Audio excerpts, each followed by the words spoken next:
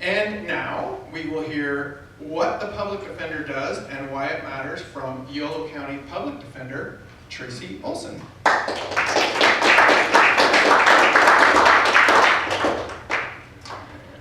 Okay, that's loud. I'm going to start off by just saying I like questions and I don't mind interruptions. So if as we're going through this, you have something that you want to ask, don't wait till the end. Feel free to interrupt me and ask it. Totally fine by me. I want to say thank you to the Oddfellows for inviting me. I know that the friendship, love, truth sort of aligns with what public defenders do. Love, I read, was about helping less fortunate. That's what we do a lot, at least we try. And the truth is about striving for justice. That's what we do every day. It's part of the core work of what a public defender does. As Larry said, we work together at the county. That's why I'm here. He asked me, and I said, sure. I have been with the public defender's office since 1998. If you do the math, you can kind of figure out how old I am. And I started off there as a juvenile attorney, well, misdemeanor attorney for a couple months, juvenile attorney for 2.5 years, and then a felony attorney, and I've been there ever since. I went to undergraduate here at UC Davis. I'm from Vacaville, it's where all my family lives, and I live there now because that's where my parents are. But I've worked here for, 28 years now, and I will retire from here. It's a great county to work for. My office is a great office, I think. I was fortunate enough to be, I suppose you might know Barry Melton. He is an Oddfellow, I think, yes. So he was my immediate predecessor. He's the one that made me, I guess I was his succession plan, and he set me up for success so that I could be the public defender in 2009 when he retired. But I'm definitely here to talk to you about what we do, why it matters. Very basic point of view, and again, ask questions as much as you like. So why should you care? One sec, can you move the mic just a little farther? Sure. Better?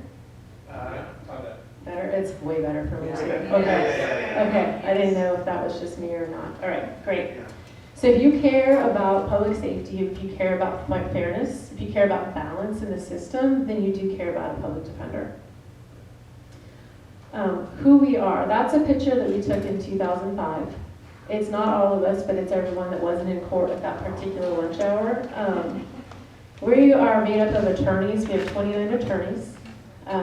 You have to go to law school and be an attorney just like a district attorney. And one person asked me one time, younger in my career, how long I had to be a public defender before I got to be a district attorney. That's not how it works.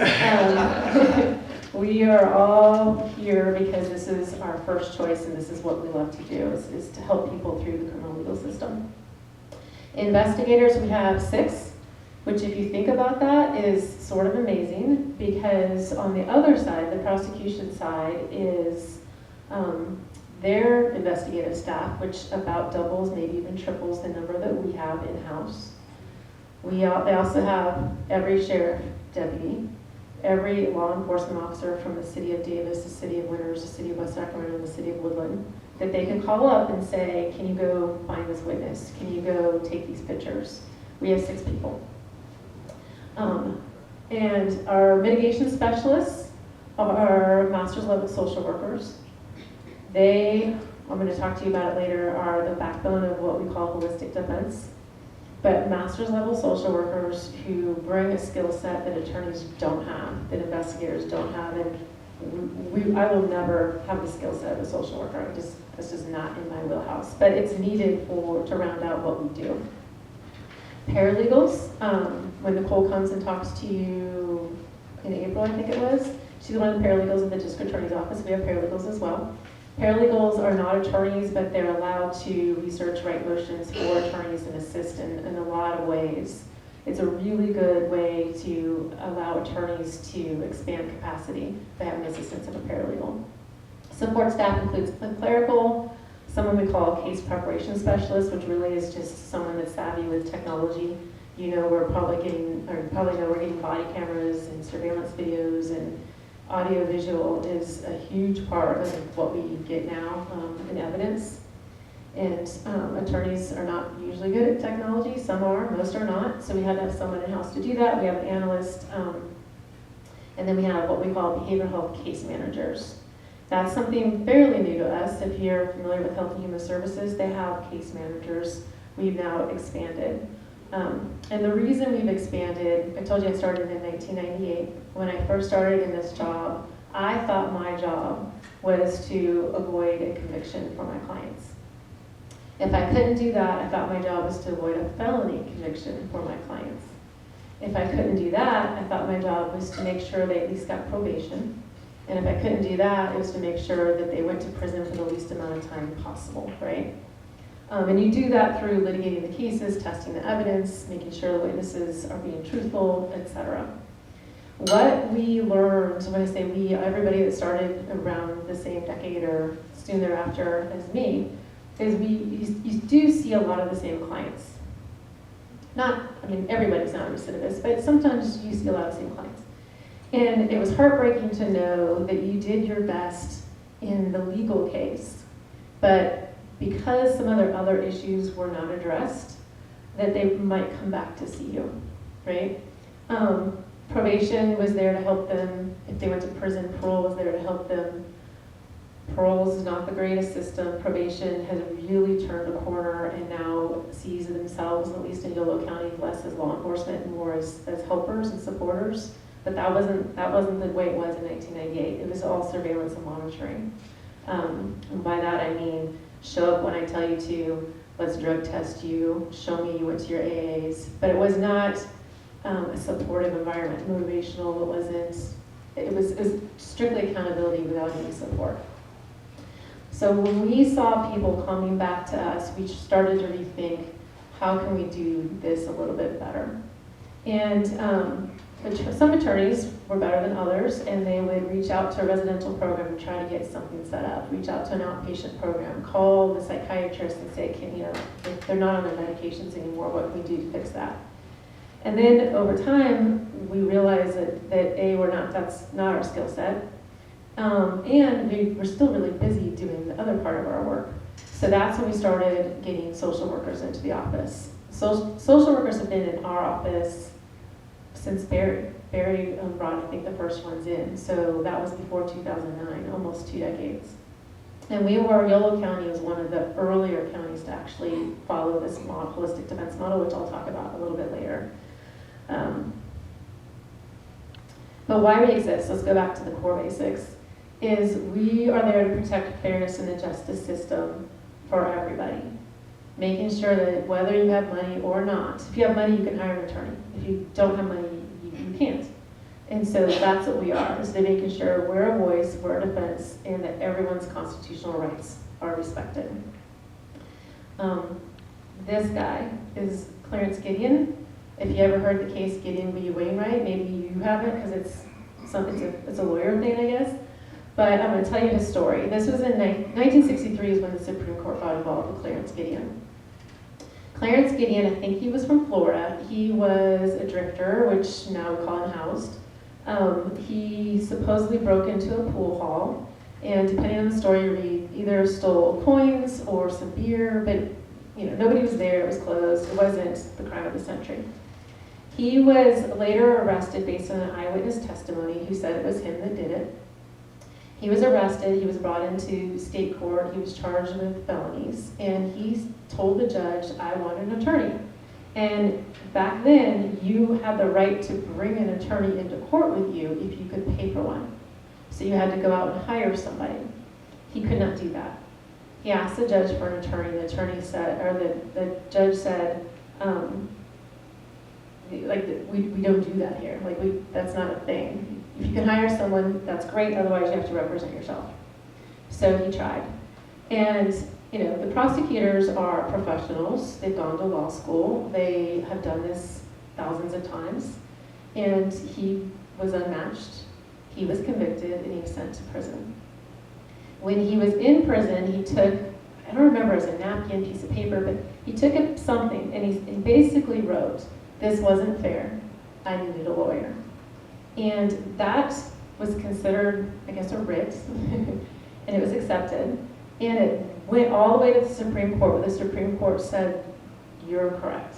This is not fair. That the very basic fundamental right is that you need to be represented by a lawyer that knows what they're doing when your liberty's at risk and you can go to prison. His conviction was reversed. His case came back to state court. He got a lawyer and he was acquitted. What year was that? The Supreme Court case was 1963. So we're coming up, I think we've just passed, what, the 60th anniversary, coming up on 63 years. Yeah. So that's the case of Clarence Gideon. There's actually, if you ever are on a Zoom with me, and maybe Larry recalls, in my office is a huge painting of Clarence Gideon, because he was the birth of mandatory attorneys. Now, Public Defender's Office in Yolo, I think, started around 1951. So states were providing attorneys to some people. It just wasn't required, and in Florida that wasn't what they did. That was for felonies. Later a case came out and extended it to misdemeanors. Anybody that has a liberty risk, right? You could go into an incarcerated situation now, has a right to, by a federal right, to an attorney, and then our state constitution reinforces that. So what do? 3 main buckets. We defend, we investigate, and we support stability. When people come into court, we are there at their first court date. They ask for an attorney. Our standard is about if you're made below 200% of the poverty rate, you are presumptively eligible for our services. If you're incarcerated and can't make bail, we take you. If your charge is, there's a big difference in hiring an attorney for a DUI than a murder. So maybe you have a job and it's semi-regular. We adjust our standards based on what you're charged with. But I can tell you, I rarely ever am asked to look at a financial declaration, because almost everybody is so clearly poor that we just take them. We investigate. I told you we review police reports, we review evidence. If clients say that's not what happened, we go try to figure out why the police report was incorrect. Sometimes the clients will say, yes, they interviewed those 3, but they didn't interview these 2. So we'll go find those 2 and do those interviews. We'll take pictures, we'll take measurements, we'll evaluate evidence. We don't have experts in-house because there's so many types that you need. We definitely have an expert budget that we will hire experts if it's beyond our capability. And make sure that cases are fully investigated. And then supporting stability, that's where the holistic defense that I'm going to talk about later comes in. But that's the part that I explained as lessons learned in the career where all you did was pay attention to the legal case. That's when you realized you really needed to do more. And that's connecting clients to treatment, housing, and services. Housing is a tough one. It's not available usually. Yolo's not, the only one that's a problem across the state of California. We try to address the root causes, like what got you into the jackpot, under the theory that if we can fix the root cause, you won't come back. And then reentry from jail or prison and family stability. Who we represent, the constitutional rights that we uphold. Again, this is making sure that the Constitution applies to everybody. So the Constitution says, 6th Amendment, if you can't afford a lawyer, you get one. The right to stay silent, 5th Amendment right? You have the right to remain silent, anything you say can be used against you. Protection from illegal searches and seizures, 4th Amendment. A fair trial, reliable evidence, that's across the board, due process, 6th Amendment. But speedy trial, reliable evidence, neutral person judge to look at what the evidence is and kind of call balls and strikes. And reasonable bail, proportionate sentences. If you ever heard of cruel and unusual punishment, that's the 8th Amendment. It's just a really high level idea, but these are our core constitutional rights that most people take for granted. So who you represent. And anyone charged in this county that can't afford a private attorney, and it's adults charged with felonies and misdemeanors, not infractions. If you get a speeding ticket and you can't go to jail, then you don't get a lawyer. But felonies and misdemeanors, youth and juvenile court, they're still charged with felonies and misdemeanors, but it's a different system. and people facing serious civil proceedings like conservatorships or other forced treatment, which I'll explain in a little bit more detail. But I told you most of our clients are poor. In fact, 4 out of 5 people that come through the criminal legal system are poor. And if you let that sink in, I think, for a minute, because 4 out of 5 poor people, I mean, I know it doesn't work that way, but poor people don't have different morals. They just have different opportunities and less opportunity to fix the problems that are standing in their way, right? If we're all lucky and you have insurance or a family member to see when something's going wrong, people will help you. If you don't have support, if you don't have insurance, if you don't have the wherewithal, if you don't even, if the number one thing you're worried about on a daily basis is where you're going to rest your head that night, the other things are really hard to fix. Yes? So 80% of the people arrested can't afford a lawyer. Yep. What percentage of people in Yolo County are 200% of the poverty line? Well, percentage in YOLO? Right, I mean, to compare the same numbers of who can't hire a lawyer who's arrested versus how many people in Yolo County can't afford a lawyer whether they're arrested or not. If the question is how many people of our, 220,000 are below the poverty line, I don't know the answer to that. Okay. But if the question is that stats true in Yolo County? Yes. Yeah. So of the people that are arrested, Right. my office is appointed, because keep in mind, it's my office and then some conflict attorneys. Like Judge Reed, before he was a judge, was a conflict attorney. That is, if I can't represent, say you two are in the car together, you get pulled over, someone consents to a search, don't do that. But someone consents to a search and they find some methamphetamine in the console and you both go, I don't know where that came from. You might both get arrested. Right. One of you would get a public defender, one of you would get a conflict attorney because you're supposed to have an independence. Right. Because later you might each point at each other, right?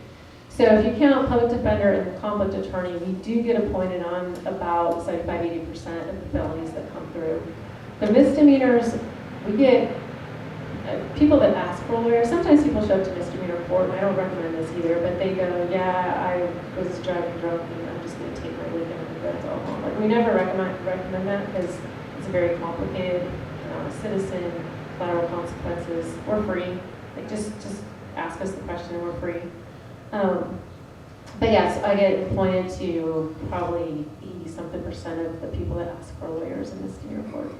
So that's I would stand by that. But it's important that we exist because think of how many people would not be represented if there was no public defender. So adult defense, we already kind of talked about that. Protecting fair outcomes, I just want to talk about that for a minute. Obviously we're here to protect the innocent, right?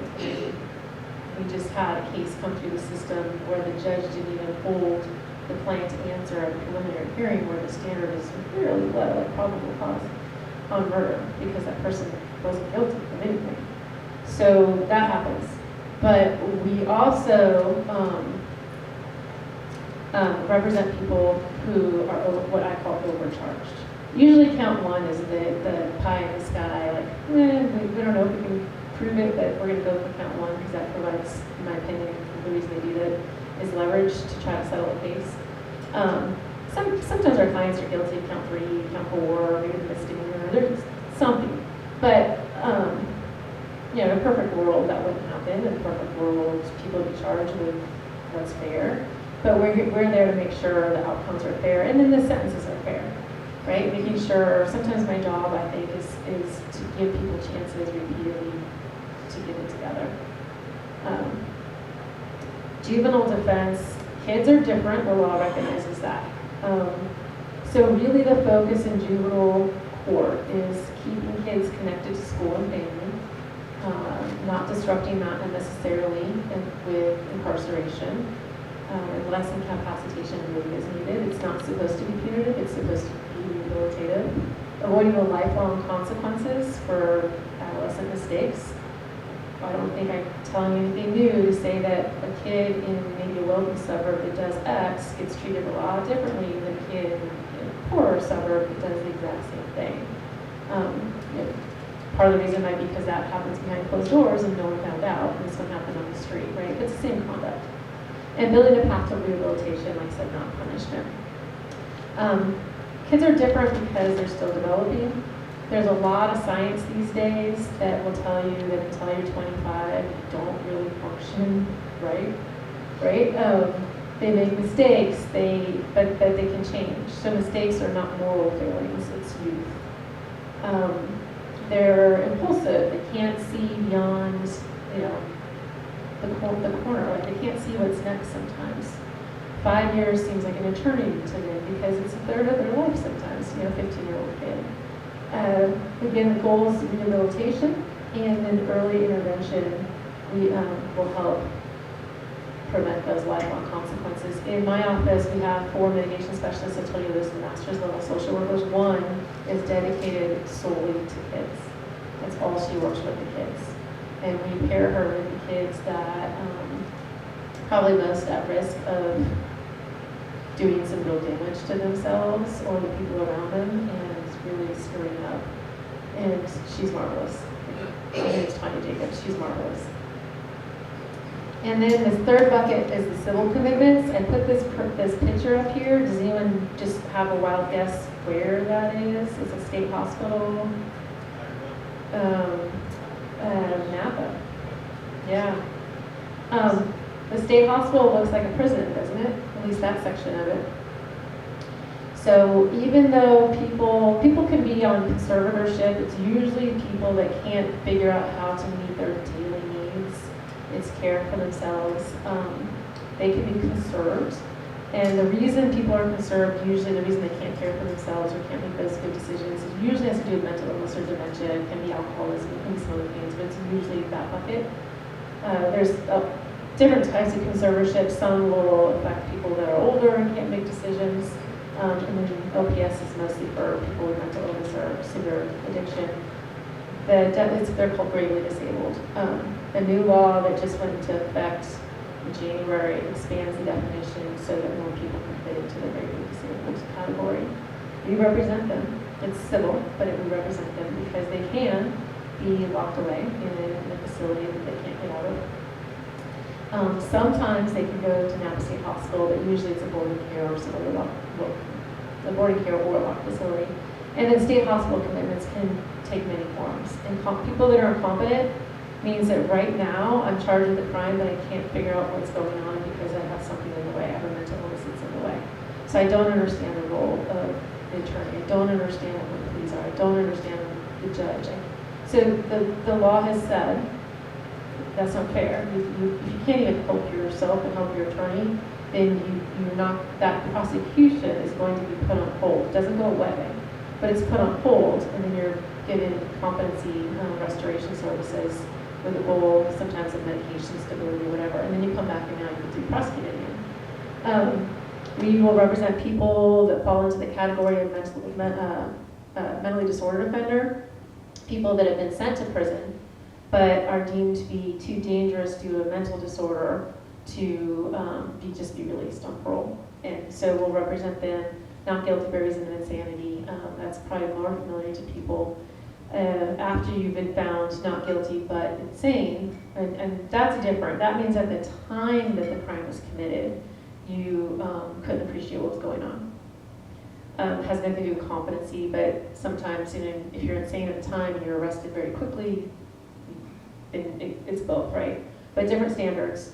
And then we'll represent what's called sexually violent predators, which not a lot of sympathy for those folks, but those are people that have committed sex crimes, and same as mentally disordered offenders are deemed too dangerous to be released into the community, and so they're in an involuntary detention. Yes?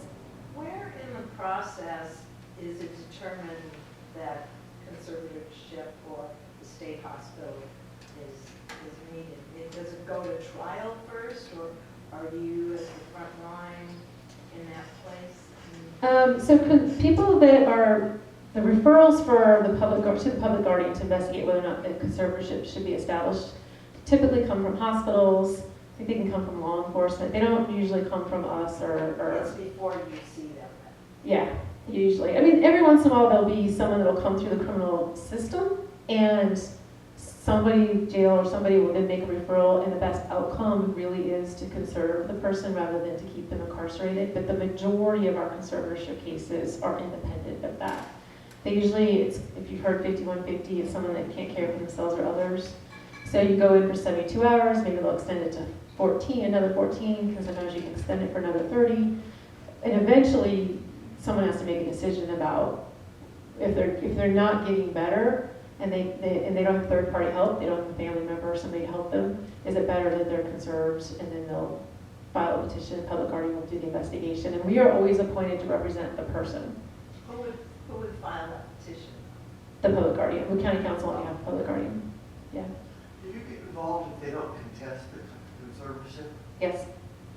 Yeah, not on probate as much, but the code says on LPS we always Because are. if someone's walking down the street naked, talking to God, and they are conserved and they don't resist it, you will still review it. Then I'll get appointed and I'll go talk to them, and if they say, I'm not contesting this, you know, I'm fine where I am, this hospital is great, it's better than where I was, then I'm still appointed, but we don't contest it. Yeah. Okay. So holistic defense is really just about stepping outside the courtroom to understand people's social needs and advocating for ways to address them.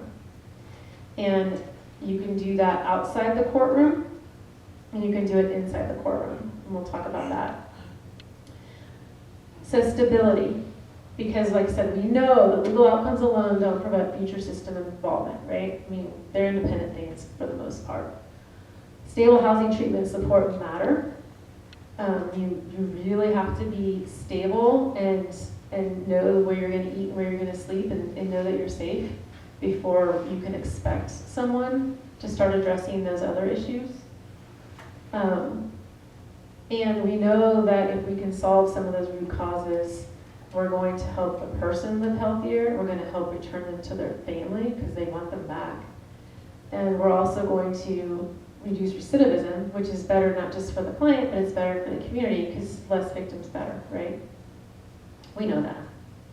And this is a slide, I do another talk to the Masters of Public Health class because the professor there really wants that class who doesn't, sometimes they don't really know that you can have a career in the criminal legal system because of the intersection between mental and substance abuse and incarceration. If you look at the really big jails, the one I think in New York, the one in Los Angeles, those are the largest mental health facilities we have in the nation. Okay, so working beyond the courtroom is it's not a good system to tell a client, go sign up for outpatient. Okay, it's a better system to say, how are you going to get there? Do you need a ride? Do you need a bus pass? Who's going to pick you up from jail? Do you have, you'll leave jail with a prescription for medications, but how are you going to fill it? Are your benefits set up? Do you have a source of income? Do you want me to call for you to set that up and be online and go through the maze of how that works? That's a better system. And so our behavioral health case managers and our social workers try to do that for our folks. That means that they have really good relationships with the system of care. They know who to call, they know how the systems work, and it just helps. It helps I don't think I need to say more. It helps everybody. What we did do, though, is the transportation and the psychiatric medications and all that sort of stuff. Who pays for that, right? Especially before income's set up.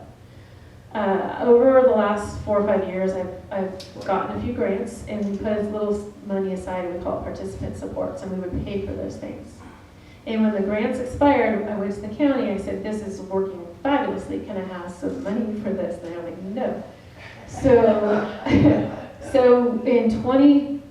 right before COVID, so I guess 2019, our office did a fundraiser.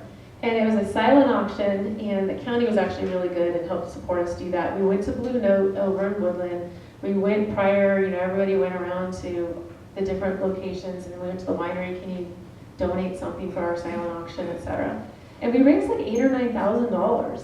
And then COVID happened, so everything had died. And we thought, well, this was a lot of work to do a silent auction, and I have other stuff that I should be doing. So we created a 501c3 called Yolo Public Defender Cares. Cares is Community Assistance and Reentry Support. It's a legit 501c. Anyone that donates it, gets a tax write-off just like anything else.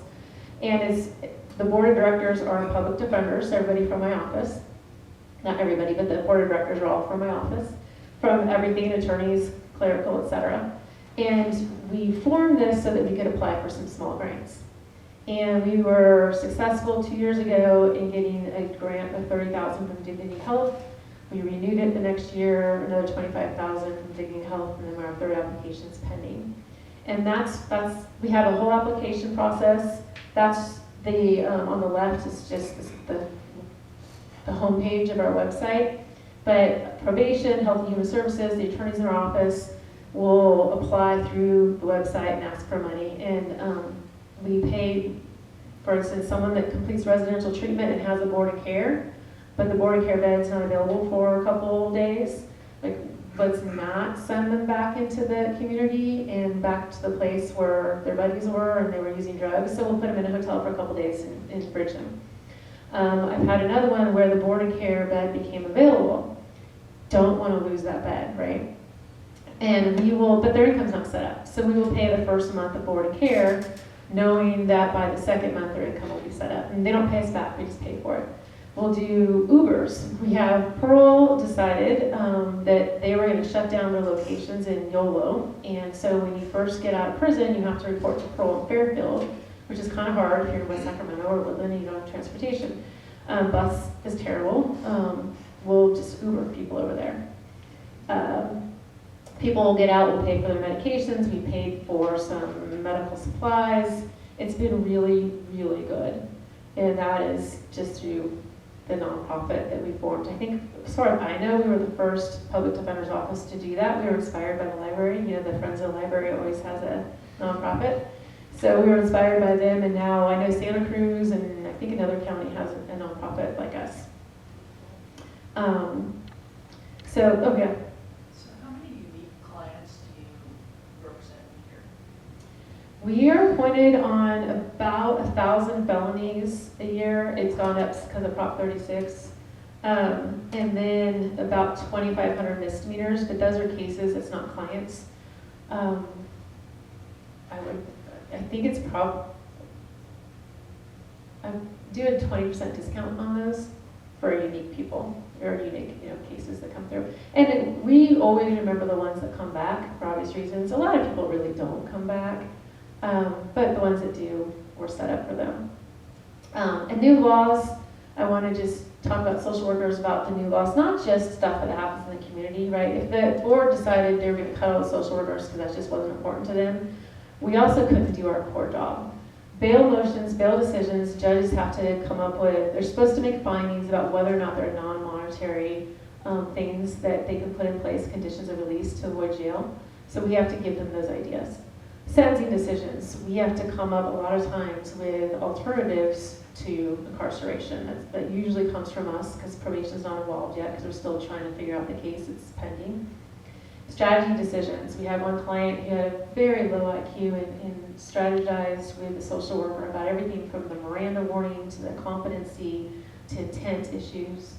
Diversion decisions. There's a new, 2018, the mental health diversion law that requires the defense to prove a diagnosis and to convince the court that they've set up a treatment plan that's going to work. But these are all things that are core to what we do.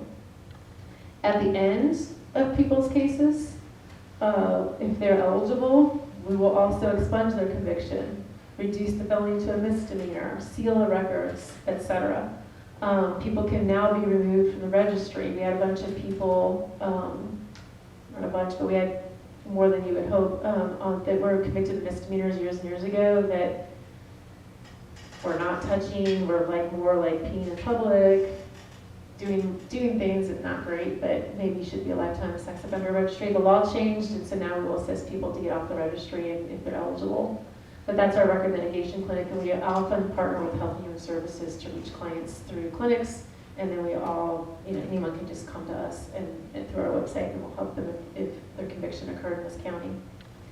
We have an internship program that is great to augment capacity because we never have enough staff.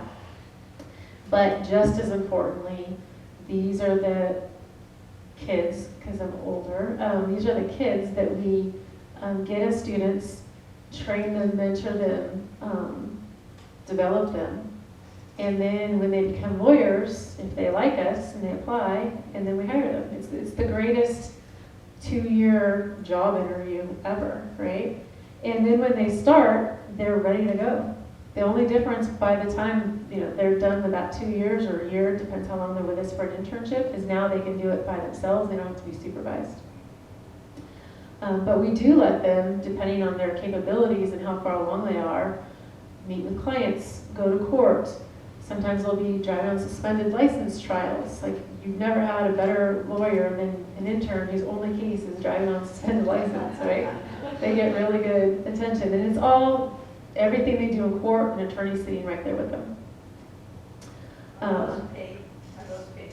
They are now. When I first started, they weren't paid. And what we were finding is we were unintentionally limiting future employees to people that could afford to work for free. Which wasn't smart. And so originally I got a grant and we started paying through the grant. And that's the only program that was granted that I've been pretty successful in getting money each year. Sometimes I have to make trades. Like 2 years ago, I'm like, okay, don't give me the new car, let me have my internship program. And it shouldn't be that way, but it is. This last year, I was like, okay, I have some salary savings, let's pay them stipends out of this fiscal year, and then, because the summer straddles the fiscal year. I'm probably gonna have to do that magic again this year. But it's the best recruitment tool we've ever had. It's the best DEI recruitment tool we've ever had. Qualifications to apply for that internship? Law students, in order to go to court, you have to be at least second year because you have to take evidence and some other classes. But law students is who we focused on for primarily. But we've expanded now to undergrad and social worker and investigators. There's not enough money to pay for all of them, but we're definitely paying interns now. Yeah. Okay, so why does it matter? I don't think what ICE is doing right now, if you watch social media and all this stuff that's going on, immigration is federal and civil. If they have the same protections as what our clients do in state court, I'm not sure you'd be seeing all that chaos. If they had a right to an attorney, if there was a mandatory judicial warrants, if there were search and seizures that were enforced, if there were remedies, I'm not sure you'd be seeing that. So it matters for fairness and accountability, not only to the individual who is going through the system, to make sure they're treated fairly, and if they weren't treated fairly, the remedies disincentivize police officers from making the same mistake. I was at a conference in the San Benito sheriff who had worked in Santa Cruz. Santa Cruz had a pretty strong defense bar, and he said, we would go to court in Santa Cruz, and if we made a mistake, we were called out on it, and we didn't make the mistake again. In San Benito, it's a different defense bar. They don't have a public defender's office. They want one, but they just don't have one yet. And he said it actually is making the people in my department less effective, or at least maybe less good. They're not as good because there's no standards that they have to live up to. Less recidivism, stronger families, of course. There are if you hear collateral consequences, everybody with a criminal record has some sort of an issue with finding a job, sometimes housing, immigration, of course. And that impacts their family life, it impacts their kids, it's an entire trickle-down effect. And misdemeanors can have just as devastating effects as felonies. So we'll reduce those collateral consequences. We're now aware of them. We now can advise a client You know, I've had clients who are facing adverse immigration consequences. Some convictions are better than others. Some are considered safe, and some are deportable more easily. I've had clients say, I will do more time in jail, and I will take an extra conviction if I'm not going to get deported. So knowing those things to give those clients that option is part of what we do now. And again, it can change the trajectory of someone's life, and not just their own, but their kids and their families. The starfish story is one of my favorites. It's a story about a little boy who was on a beach, and it was littered with starfish, right, just everywhere. And so he'd pick up a starfish and he'd throw it back into the water. And he'd pick up another starfish and throw it back into the water. And a man came by and said to the little boy, you know, there's so many. How are you ever going to make a difference? And he picked up another starfish and threw it in the water and said, well, I made a difference to that one. And that's pretty much, I think, in a nutshell, like how we view our job. It can be overwhelming at times, but we're making differences to individual people. And why it matters to the community, if we can close a prison, you save hundreds of millions of dollars. Some of that was funneled back to the counties through Proposition 47, which is the law in 2011 that reduced theft and felonies theft and drug possession from felonies to misdemeanors. Some of that's getting undone because of Prop 36. I was just going to say there seems to be another economic factor involved in how it matters to the community. Yeah. When people are incarcerated, if they frequently have jobs, they lose a job. There's a whole economic downstream effect. Yeah, yeah, yes, for sure. Yeah, and so reducing and just being in jail for a weekend sometimes. I had one client, I think it was a Walmart, don't quote me on it, but I think it was a Walmart. They were working at Walmart, and they asked their mom, call me in, because I'm not going to make it to I think it was a warehouse job, I'm not sure.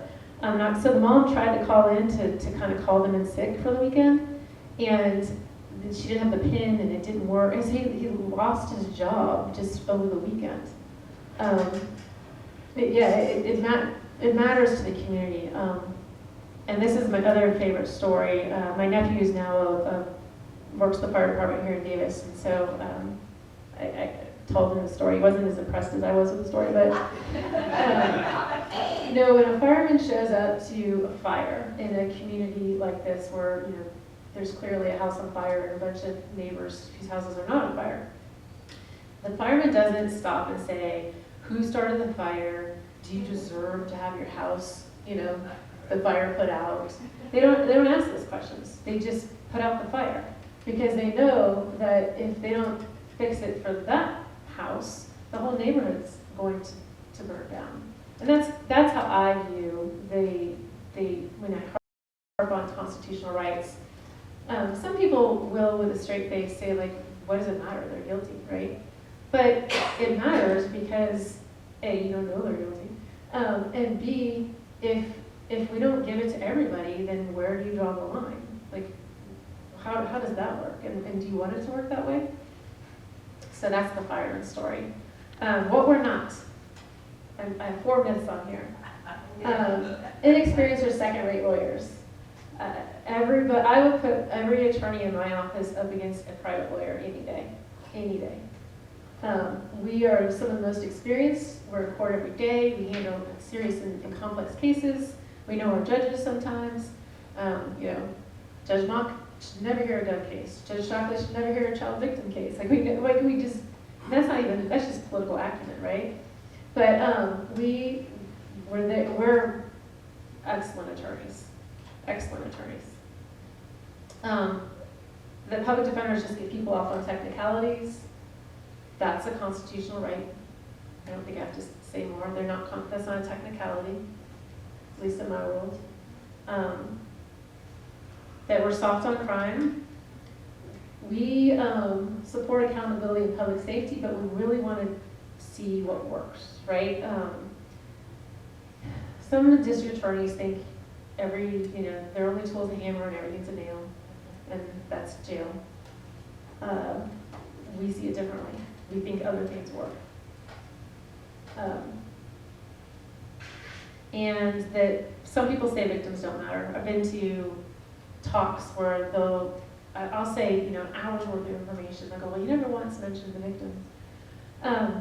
All my clients, almost without exception, were victims first.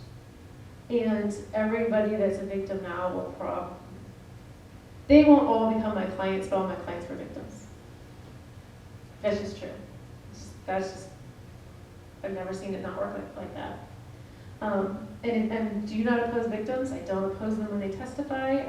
I'll cross-examine them. If I think that they're not telling the truth, that's my job. But it's not that I oppose them, I'm doing my job. And if everyone else does their job right, it'll turn out the way it's supposed to turn out, right? So, justice is a shared responsibility. You don't have to agree with every client to think that everyone deserves fairness and that government power should have limits. And it's really easy, I think, for me to say this right now when you do see what ICE is doing to people, because that's what happens when there's no limits. Can you go back to the other slide? I want to see that last one right there. This one? Uh-huh. Okay. And you mentioned something about that's the state and federal constitution, or just the state constitution? The Sixth Amendment right, or the right to It's counsel? one at the bottom. It's referring to which constitution? U.S. Constitution. U.S. Constitution. So, for instance, the right to counsel is in both. The due process clause of the state incorporates the federal, so it's both. I mean, it's the state endorses the federal one on the constitutional rights for a lot of these. Yeah. Okay. Yeah. A minute ago, you said something about we wouldn't see what we're seeing in ICE if all of these things were in place. But I was under the assumption that, having a warrant and all of those, and an attorney was always there. For immigration? Yeah. No. No. So the warrants there's administrative judges that will sign warrants. They're actually not enforceable. So we always tell our clients, you ask to see if it's a judicial warrant. So that means there's less judicial oversight. The judges, immigration judges, especially in San Francisco and some of those more liberal perceived counties are getting fired. There's less oversight there. They do not have a right to counsel. I personally am offended by that, because if you can detain someone through the federal system, they should have a right to counsel, but they don't. They don't. It's considered a federal civil system. Yeah. That is not in the federal constitution. It's civil, no. These are criminal rights, right? The right to counsel. Yeah. Does your office act in a proactive way to inform people about their rights, what they should do in certain circumstances and so on? I mean, We have in various ways. We've gone into schools and done that. We'll hand out Know Your Rights cards. We'll hand out immigration Know Your Rights cards. We've partnered with Health and Human Services to do that through different grants. We probably don't do it as much. I'd like to do it more. Did you like that? It's like my office where the motion sensor, yeah. Here in the just to follow up, it's a great presentation. I have a question about the particular mechanics of how it works between an individual public defender and somebody who's a defendant. How is the connection made between them? Do they get choices about who they might have, or can they object to who they have? I mean, if there's a client that would really prefer, that speaks Spanish, and would really prefer to have a lawyer that understands Spanish to develop confidence that they know what's going on, how does that work? Pardon? The judge. Well, no, the judge appoints my office. Yeah. So I'm technically in charge, like the buck stops with me sort of generally thing. But so internally we try to match that up. We know that some might benefit from a woman more than a man, right, depending on their trauma histories. We always try to match up language. I was representing someone in a murder case that spoke only Spanish, and I brought in interpreters, but it really limits what you can do. So we try to match that up. We try to match up if we have someone from our mental health team and there's someone with an obvious mental health issue, we'll try to match them up that way. But we're also a little bit limited because we're in teams that cover different courts. So we try to make sure that every team has Spanish language attorneys and things like that. If someone though just doesn't like their attorney, their official recourse is, it's called a Marsden motion. So they can go into the court, they can close the system, the prosecutors leave, public leaves, and they can say why they don't like their attorney. And the standard is the attorney not providing effective assistance. And so it could be they never talked to me, they never showed me my police reports, right? But one time the complaint was, the cop that arrested me had the same last name as the attorney, so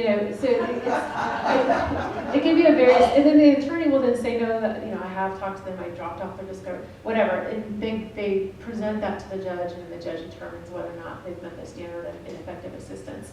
I have on occasion, if I just see that, because we have a rule that a supervisor has to be present for those so they don't go unnoticed, and we can evaluate what the complaints are. I have on occasion said, listen, it's not that you're, to the attorney, it's not that you're doing anything wrong, you just start clicking, like this isn't working. So I have changed attorneys in those situations, but we also want to get away from, sometimes you have a client that just, they would go through every attorney in our office if we let them. So there's got to be some boundary to that. I was also thinking, do you divide the cases by expertise? Are there some public defenders that are really good in these kinds of cases and not so good at others? I would imagine you try to max them up to get the maximum. Every team has, to the best we can, the same number of experienced attorneys. There's two major teams that each handle two departments, so two major teams. The same level, they both have a supervisor, same number of attorneys that are attorney 4, same number of attorneys that are attorney 3s, and that 1, 2, 3, 4 is the experience level, to make sure that it's not lopsided and there's options. If someone, I've had clients or attorneys that only like clients that have mental health issues. Great. I've had, no one likes to do the sex cases. So we kind of try to divvy those up but they're high stakes. So we divvy those up to the more experienced attorneys. Homicides, we'll sometimes second chair those. We just did a 3-month homicide trial where there was 2 attorneys. One, so that they can both sleep. Because I did a 3-week murder trial a few years ago, and I remember the way I thought about things was, if I go to Starbucks and get a drink, then I can't, that's 30 minutes I'm going to lose prepping my case, which means 30 minutes less sleep at night. Like, that's how bad it gets. So we'll do it so they can sleep, divvy it up a little bit, and also for training purposes. It's probably, we have one attorney that everyone from West Sac asks for, Martha, everyone wants Martha to represent them. Martha can't represent everybody. But they know her from church, or they know her from the community, etc. So we try to do that. How do you get along with prosecutors? Depends. This is recorded, right? Yeah. I heard Jeff is just swell. Just swell. I think individual, I was on the phone with the number 2 at the prosecutor's office driving over here because she wanted to talk to me about an order from a judge, and she wanted to see how we could work it out. I have that relationship, and if I call the elected DA, he'll talk. He doesn't ghost me. We'll talk. But for the most part, you have to recognize that we're here because we believe in these things, and they're here because they believe in those other things. And the end goal is kind of the same, really. The end goal is making sure, So it's just the lens through which you see it, and the means through which you think is necessary to achieve it is the major So difference. would you get together and negotiate a deal, talk about it? Oh, yeah. Yeah, you have to, yeah. And so it's always, I have an attorney who's moving to San Francisco because her husband just finished medical school and got a job there, right? So her cases are getting divvied up. I took one. And so I put on my attorney hat, not my chief hat, and I call it the DA and let's talk about it. Yeah, If you can't do that, then you can't do this job. Yeah. Yeah. Yeah. You mentioned that you have 29 attorneys, and you got mitigation specialists, which are also the social Right. workers. In 2009, We started adding them prior to 2009 when Barry was here. But right now we have 29 attorneys, 6 investigators, do the math for me, 4 social workers that are mitigation specialists, 3 paralegals, 5 clerical, a case preparation specialist, an analyst, 1 right now behavioral health case manager. We're adding only 2. one. We're adding 2 more. And how long then have you had the behavioral health specialist? 3 or 4 years. And then, and that was courtesy of a grant. But grants are great because you get to try things and then sometimes you get to keep doing those things. And then we're adding some part-time extra help peer support workers, which are people with lived experience of formerly incarcerated or family members that are incarcerated, ideally former substance abuse or mental health issues, with the idea that our clients that are going through diversion might receive information better from someone that's been there. We're adding that as well. I think that was, I had like, that was it. And then I had, if you want to comment. Oh, how you can help. You know, supporting housing and treatment access, whether that's through going to the local mental health board, going to through NAMI, just, you know, city council, I don't, however that looks for you, voting. Vote. Don't vote for Prop 36 again, please. Don't vote for what? Prop 36. That was the one that now if you have 2 prior convictions for either low-level theft or low-level drugs, you can be charged with a felony. And then the drug one, you can accept treatment, but they didn't put any money into treatment, so it's not working out so great. Support diversion and reentry services, you know, learn the facts about public defense. That was my pet peeve about Prop 36. I think it was sold marvelously and framed really well. A lot of people voted for it, and it was problematic. It is problematic. And then, yeah, if you want to donate, you can go to CARES and donate to the 501c3 and get your tax write-off. Yeah. But that was it. And then, you know, if anyone that wants to contact me, Larry knows how to get a hold of me. It's all a formula to my email. It's my name, you know, .gov. And we're here to answer questions.